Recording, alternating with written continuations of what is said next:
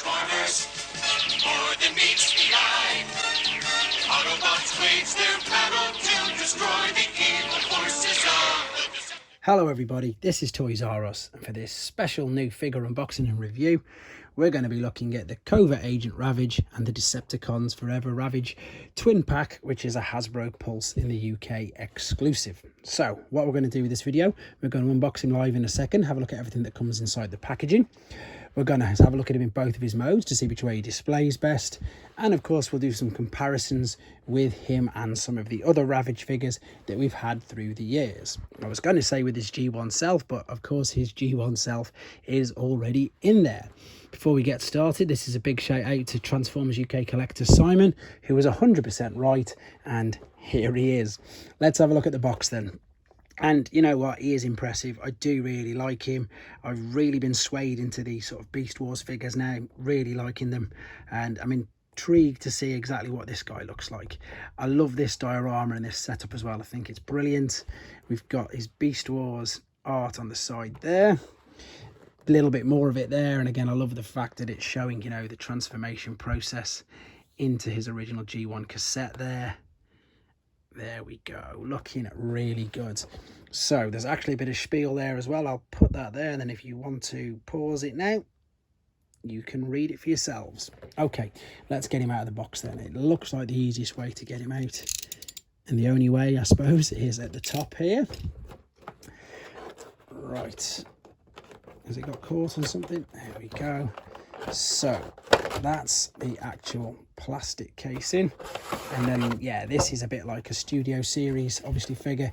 It's nice and thick, nice and robust, looks really good. Obviously that's where we're going to be putting the cassette in a second. And then inside we've got some lovely instructions. Actually, we've got some full color instructions here. Yeah, full color, full pictures, brilliant stuff. And even of course, you know, a little bit more on the back, and of course the very basic G1 there as well. So looking really nice. What I'm going to do now then, I'm just going to quickly cut these ties off and I'll come straight back to you. Okay then, here we go. So this is every single thing that's out of the box. We might as well start with his guns first and foremost. They are pretty much identical, but they've just got the tabs on different sides because they will attach into his thighs, which I will show you later on. We've also got the same weapons as the G1 normal figure, and again I'll show you all these attached in a second. Let's have a quick look at the actual Ravage cassette as well. This is funnily enough being referred to as Micromaster now, and again this is still metal. These are now tamper graphed on rather than actual stickers, but the interesting thing is, see, we've got tape details there and tape details there, and that is funnily enough the first time on any of the G1 cassettes that they've ever done that. Normally there's only one side with it being a tape, so there you go, there's a first for this particular mode. Right, let's have a look at the actual figure itself. And again, it looks really good. Lovely head sculpt there. It will look up and down, it will twist, it won't go all the way around, it's restricted by everything else on the back. The shoulders, you can see, are going to slide up and down. Wow, this is really stiff, brand new figure all the way around. Obviously elbow joint, yep, double elbow joint by the looks of that, yep, double elbow joint, wrist, yep, waist, yeah, all the things that you'd expect, to be honest. Legs will be coming in and out, knee bend. Ankle is just mainly rocking forwards and backwards, not a full tilt for, oh yep, it has got a full, there you go. Incredibly posable, which is pretty much exactly what you would expect it to be. Right, so before we have a look at putting all the accessories and everything on him, we're going to have a quick look at him in his alternate mode first. Right then, we're back, and as you can see, I've got him in his alternate mode. Quick apologies for not doing the transformation process on camera. A couple of reasons why. One, I don't want to spoil it for yourself. Two, I want to keep the length of the video down. And three, I'm going to be doing a separate video with the transformation process on it anyway. It was 20 steps, and to be honest, it was quite difficult, especially with being a brand new figure. And again, without spoiling it too much, there's some ingenious things going on in and around the front of the torso. Now, some of this obviously may look familiar, and that's because some of the parts here they've taken from, of course, Cheetor from the Kingdom line. But overall, you know, it looks really good. Again, your articulation is pretty much 100% everywhere. You've got the front legs, the hind legs, excuse me, knee bends, everything. It's brilliant, to be honest. If you're thinking it looks a little bit long there, I'd probably agree a little bit. But what this enables you to do, and again, I didn't do this in robot mode because I'm going to be doing it in a second, you can now attach the guns either side of his thighs here. And then I think that fills him out quite a bit more.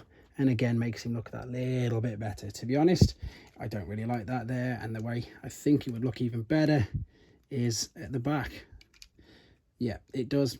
There you go, it looks better that way, but I suppose that just proves you can put them either way. I am going to do the Ravage G1 because we might as well. So we're going to fold all the legs out, we're going to fold the tail out, bring this over.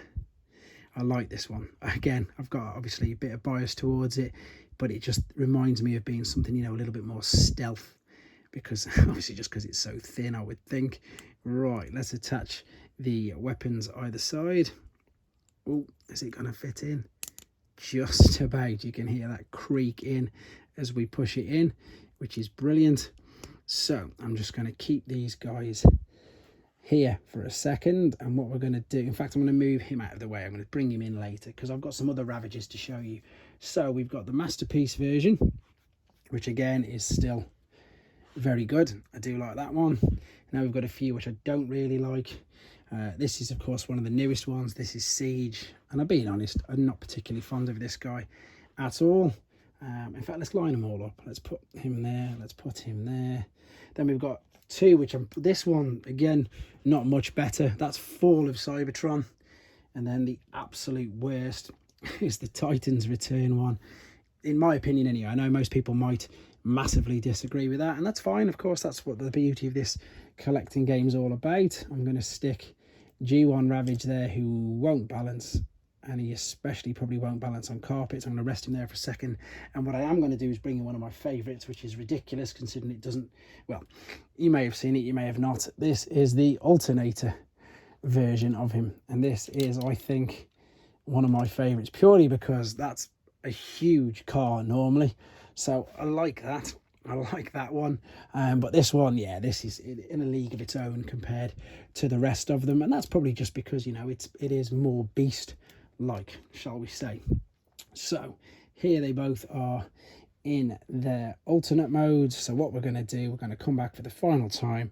They're going to be in their robot mode, and they will have we'll see how the accessories fit with them, and we'll have a look at how we can use this diorama with it. Okay, coming back right now. Right then, so we're back for the final part, and he's in his robot mode again. I will be doing the transformation process in a separate video, and let's just have another quick look at him, because again, I'm very impressed with this guy. Didn't think I would be as impressed, if I'm being honest. So we're now going to attach his pistols. First and foremost, we can put them inside his hands if you want. Of course, these are just 5mm pegs into the hands like so, and they fit in there. And again, you can do loads of numerous poses with them. I can't believe that just balanced on carpet straight away. And then the other thing we can do, which again I didn't show you in the first part, but I did show you in beast mode, there is the tab on the side of his leg, there's the tab on the side of the gun, so it's like you can holster them at the same time. So let's do the same with both of them. And his appearance is basically to replicate what he looked like in the episode The Agenda, which is a 3-parter obviously of Beast Wars. And the diorama here, which if I just put him on there, if I put his tail down maybe, yeah, just so he can fit on there, and then take the cassette and pop him in there, and we can just have a beautiful quick look at that there as well. And as I say, it's basically, the backdrop is based on the bridge of Ravage's transwarp cruiser with a pocket for the Decepticons Forever Ravage, to replicate the Decepticons Forever scene from The Agenda Part 2. Okay, and again, I think it looks really good. Massively impressed with this.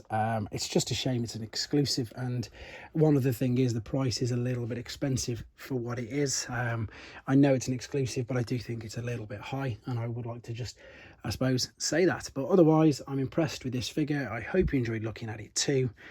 Stand by for the transformation process as well, because it's got a really clever gimmick going on in his chest. But everything else, keep your ideas and suggestions coming forward, guys, and of course, please take care. Thanks for watching. Like and comment, and don't forget to subscribe.